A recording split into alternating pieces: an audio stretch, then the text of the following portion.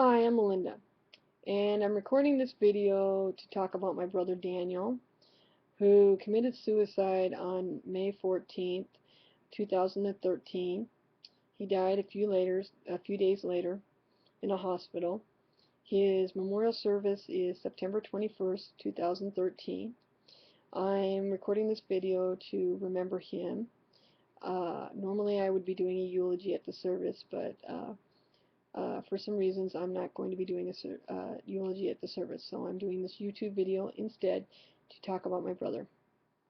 And this is part 2 of a video series that I'm doing.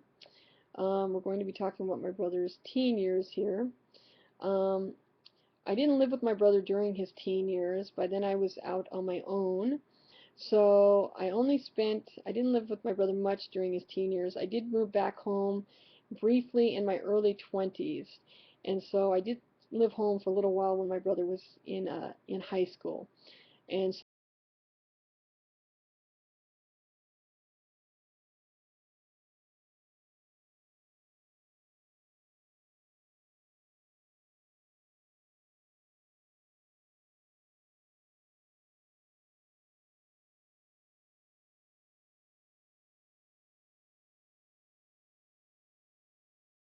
quiet time was a hour a night in which the TV was turned off and no one got to talk. We all had to be quiet. We all had to sit quietly and read a book or twiddle our thumbs or whatever and sit.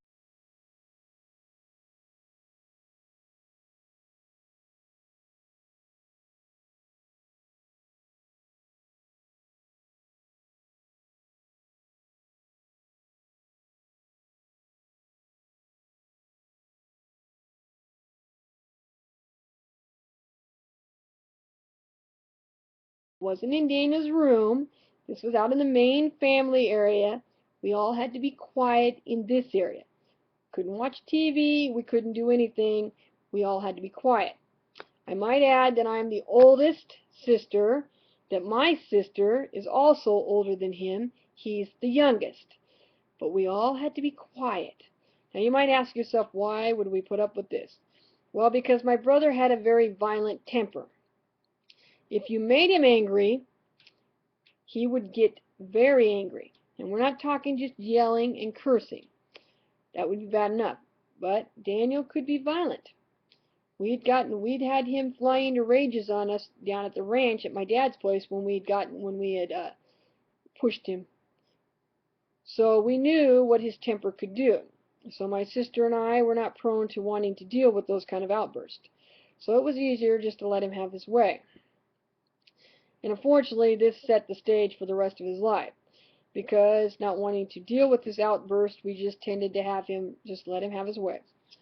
And so this kind of set the stage for the rest of his life because nobody in my family wanted to deal with his angry outburst. And so he got away with just about everything. Not just with us, but with my dad and with just about everybody. So that just kind of set the stage.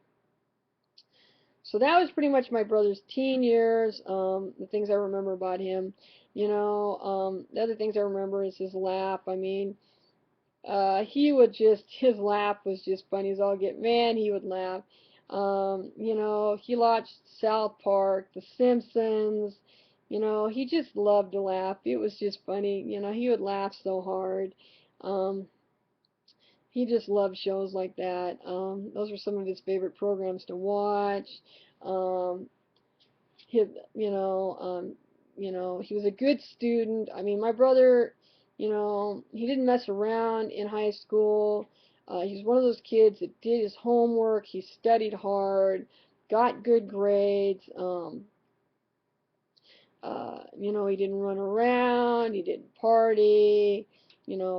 From the get-go, he was a good student on the honor roll, everything like that. Um, he just, he was a serious student. He didn't do any of those things. Um, that was Daniel. That was basically sums up his teen years. On the, but on the other side of that coin, he wasn't involved in anything. He didn't do sports. He didn't, wasn't involved in any activities or anything, he just did his homework, came home, did his homework, went to school, came home, did his homework. Um, he didn't, there was just, that was it. That pretty much sums up his entire high school career. Um, and there just, there was nothing to it. Didn't have girlfriends, didn't go out. Um, other than when I lived there for, a few months in 97, 98, I didn't see that much of Daniel. In the summertime, I saw a little bit more of him because we went camping or we were out, we went to the lake or whatever. I saw more of him there, but, I was working and stuff like that. Uh, but yeah, that's pretty much what I remember of my brother in the teen years, and on up into his 20s. We, saw each other when we went camping, or we went out on the boat, we went tubing. We had a good time. Out in the harvest was the time, being out in the field together during harvest time. I saw him there mainly. Harvest was always interesting, especially for farm kids, because I had to help get them trained, teach them how to drive. Because my dad, he taught me how to drive, and apparently that stressed him out so much and endangered his life to such an extent that after he got done with me, it was my job to teach everybody else how to drive. So I had to teach Daniel how to drive, and after I got done teaching Daniel how to drive, I decided that that was enough stress for me to last a lifetime. So I turned over teaching Catherine how to drive to my cousin Jennifer. I'm like, I don't want to have to teach. I can't take it again. Daniel was enough stress. So I had to teach Daniel how to drive, and God, the horror of that. Daniel was a terrifying thing to teach how to drive. And to this day, Daniel, you want to talk about a zombie behind the wheel, we'll talk about Daniel. I swear, and to this day, Daniel's the kind of driver that I swear you can run into him on the road. And this is long after he got his driver's license, okay? This is what was terrifying about Daniel. I swear, I could meet Daniel on the road. And literally, I could be hanging outside my window, halfway out my window, waving my arms wildly, passing him on a two-lane road, and he would still not notice me. That's how much in the zone he would be. Not even sure he was driving on this planet. That's how out of it he was when he drove. Terrifying. You know, I mean, he just terrified me behind the wheel of a car. He never knew what was going on. I mean, it was terrifying. That was the kind of driver Daniel was. I mean, he was like a zombie behind the wheel. He just drove like this. And this is the way he drove. He drove, this is what he saw. Just right here. What was going on out in here, anywhere out in here, nothing out there recorded. Just tunnel vision. Complete and utter tunnel vision. Just saw what was here. Out here, no idea what's going on out here. It was terrifying. And God.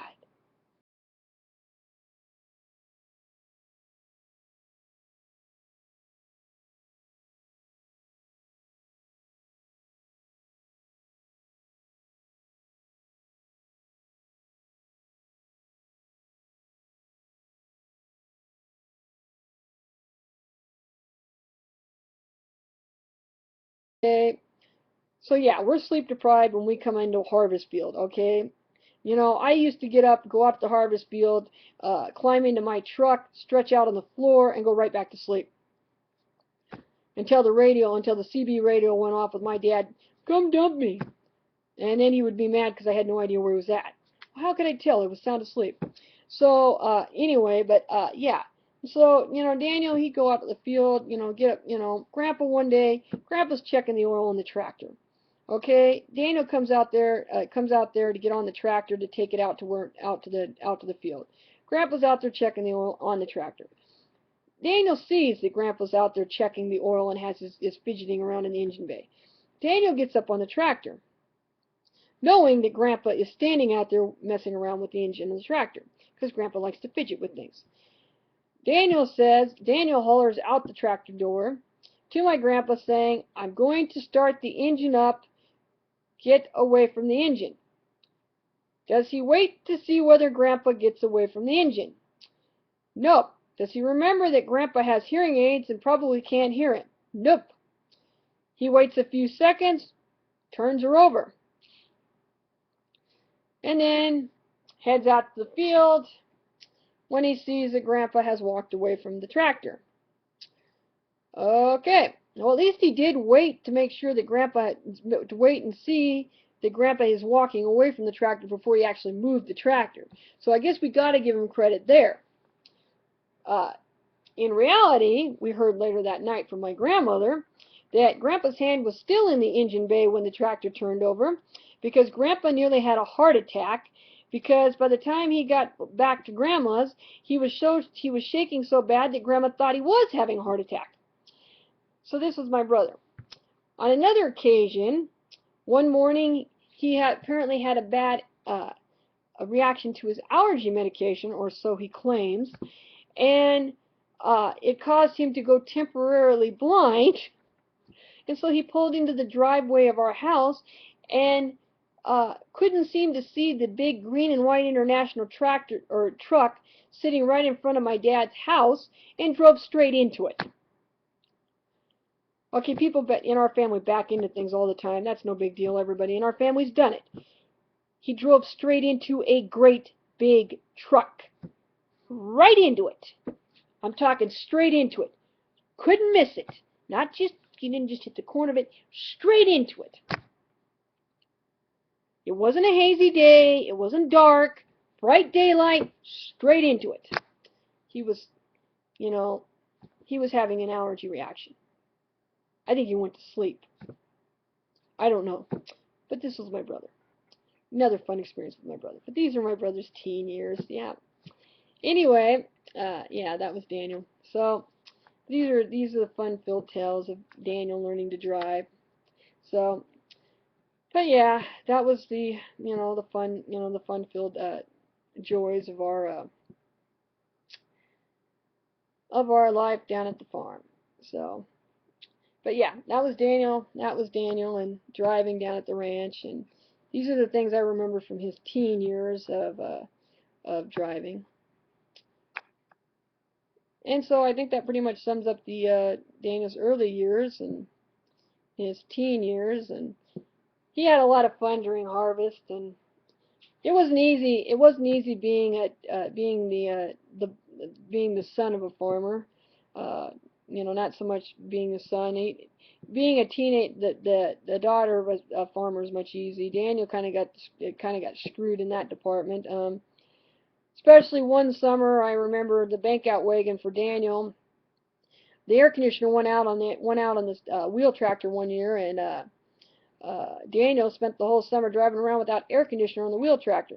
Every time the wheel tractor stopped, he had to open the doors on the wheel tractor to get air in there to cool it off. And then when he was driving across the hilltops, then he'd have to sit in there and just sweat to death while they was running across the top of hills, which which really sucked for him.